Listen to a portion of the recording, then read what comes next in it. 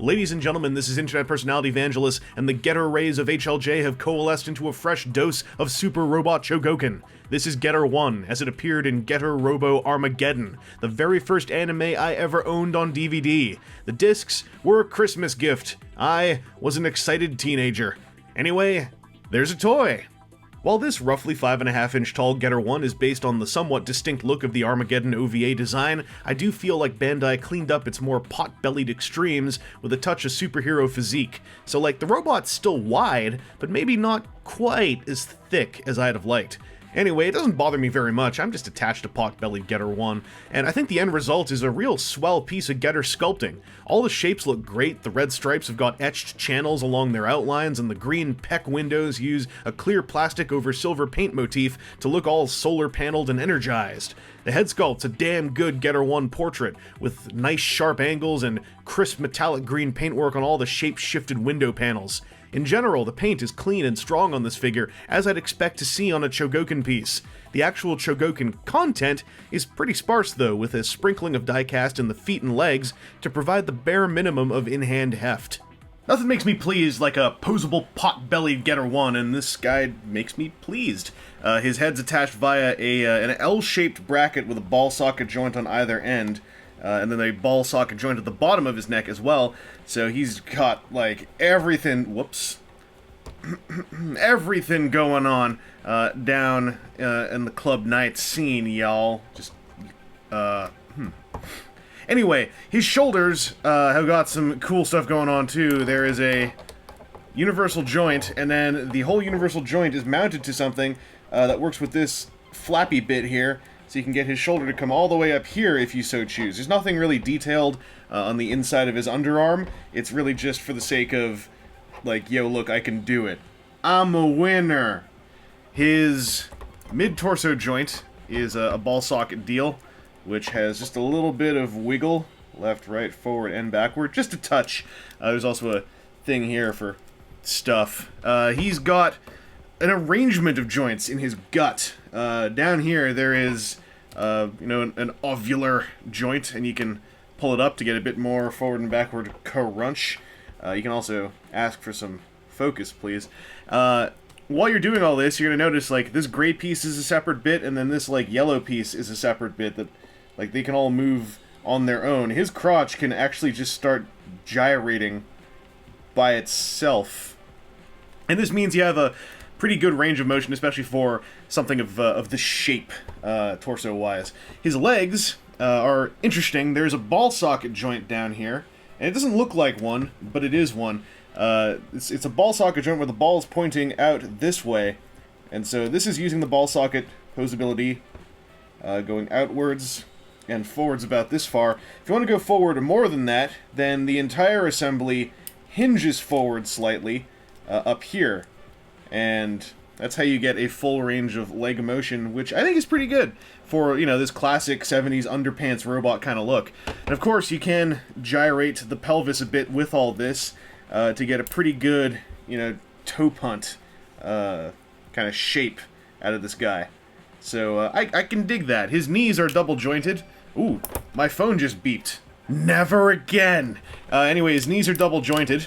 Very clickety double jointed. And this panel here is spring-loaded to go down and suck in. The thing is, it's so spring-loaded that once I actually use it, I find it undoes the posability I'm trying to do. This hasn't been a problem yet in terms of me needing him to have his knee bent more so than this, like with this being critical, but I feel like something went wrong here. Or maybe I'm just missing something obvious. But there's nothing that gets it to lock down there, so I don't know. Also, I forgot to mention, there is a thigh swivel up here. It's a cut across this way, so it's not, it's not in line with a flat ground. It's got a bit of an angle to it, but it still gets the job done, I find. And his feet are really posable. Like, check all this dosh out. Like, that's proper, man. Anyway, you might be wondering, what about the rest of his arms? Well, I certainly haven't forgotten about you either. There is a combination joint and bicep swivel in the form of the crossover joint here, which has some real crunchy click to it. It is the main bicep swivel.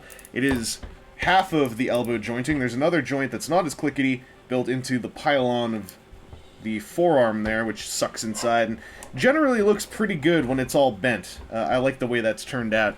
And his wrists are ball socket jointed with a lot of wiggle range. So yes, this is a very decently posable Potbelly Getter-1, and he makes me really happy. Like, just the, keeping his feet flat, like even when you've got stuff going on as far out as this, is wicked. It's badass. It's terminal, yo. Like, this looks like he's gonna wreck some house. So I'm pleased. He's as posable as I wanted. He's not, insanely posable. There are not crazy mechanisms at work, just some very simple pull and reveal kind of joints, and he does everything I'd want a Getter to do, other than, I don't know, evolve me into a dinosaur monster. Getter-1 has got 4 pairs of hands in total, which swap out on a nicely meaty ball joint.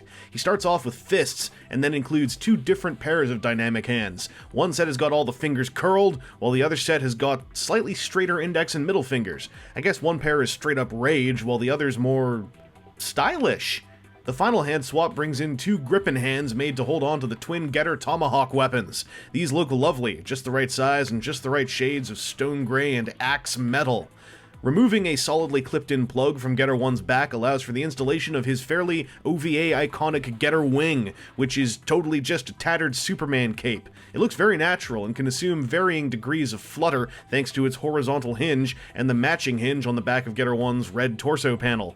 For hot-blooded finisher action, you can swap Getter-1's stomach plate out for a beam-deployed version.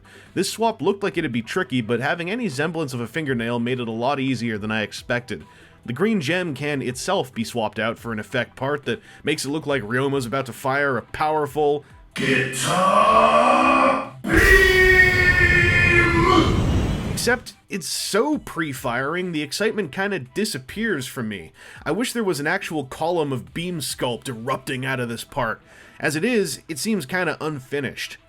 The final accessory is incredibly small, but offers the incredibly useful option of giving Getter-1 some Tamashii stage compatibility.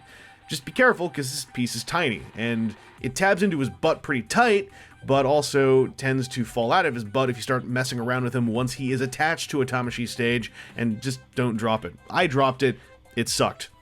Speaking of compatibility, Getter-1 is a crossover joint Super Robot Chogokin release, which means you can share forearm stuff, like Mazinger Zed's rocket punch effect parts, or backpack stuff, like the Jet Scrander, which just barely fits onto this guy. It's kinda silly and not a selling point for me, but I can see the appeal if you've got a bunch of crossover joint compatible releases and you just like giving other robots each other's forearms. I'm not gonna judge. Super Robot Chogokin Getter-1 is a textbook solid robot package, with a well-made and well-rendered figure that carries just enough accessories to feel worth my while. I wish he was a tad heavier, and the Getter Beam effect part kind of fizzles out in the excitement department, but I don't feel like anything critical is missing. If you're after a simple and fun Armageddon-style Getter-1 toy, this is a good piece to turn to. Anyway, this has been Internet Personality Vangelus, and I hope this video has helped you in your search for Super Robot Chogokin Evolution. Also, my very first DVD was Unbreakable. I loved that movie. I thought there was so much potential. I just want to know what happened to Mr. Glass. Give me that much, M. Night. Give me this before you fully, finally, and critically implode.